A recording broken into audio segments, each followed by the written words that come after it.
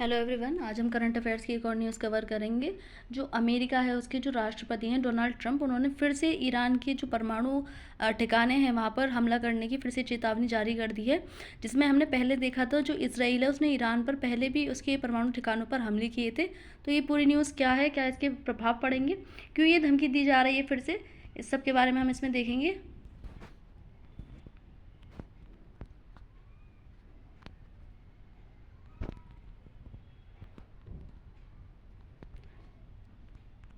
तो चर्चा में क्यों बने हुआ है ये।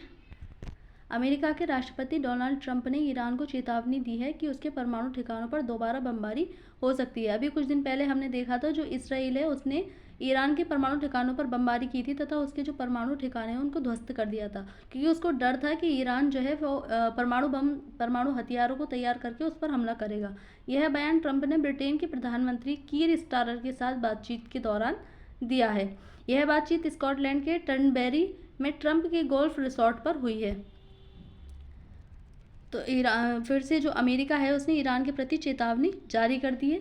चेतावनी का कारण क्या है, क्यों ये चेतावनी दी जा रही है। ईरान की परमाणु गतिविधियां पश्चिमी देशों के लिए सुरक्षा खतरे के रूप में देखी जा रही हैं। अमेरिका और उसके सहयोगियों को आशंका है कि ईरान परमाणु हथियार बनाने की दिशा में बढ़ रहा है। जो पश्चिमी देश हैं उनको यह खतरा लग रहा है कि जो ईरान है वो परमाणु हथियार तैयार कर उन पर हमला कर सकता है, तो इसलिए वो पहले से पहले उनको ध्वस्त करने की कोशिश कर रहे हैं। पृष्ठभूमि क्या है इसकी, इससे पहले भी अमेरिका ने ईरान के परमाणु ठिकानों को निशाना बनाया है।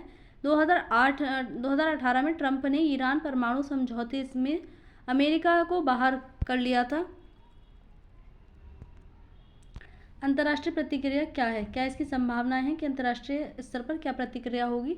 ईरान की ओर से कड़ी प्रतिक्रिया आ सकती है, क्योंकि ईरान भी चुप रहने वालों में से नहीं है। यह बयान मध्य पूर्व में तनाव को और भी बढ़ा सकता है, जिसमें कि पहले से ही वहाँ युद्ध छिड़े हुए हैं। संयुक्त राष्ट्र और अन्य वैश्विक संस्थाएं कूटनीतिक समाधान की मांग कर सकती हैं। जो संयुक्त राष्ट्र है वो फिर से एक बार मुद्दा बन सकता है दोनों देशों को लेकर के। भारत पर संभावित प्रभाव क्या पड़ सकते हैं इसके।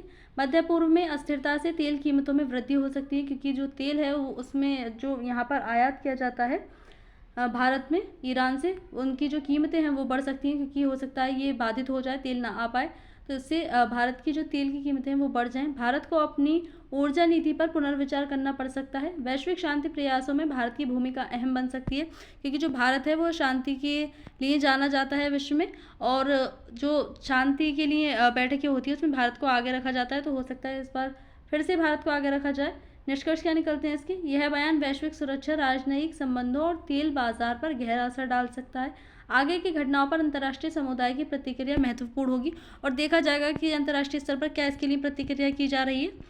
इस न्यूज़ में इतना ही था। Thank you.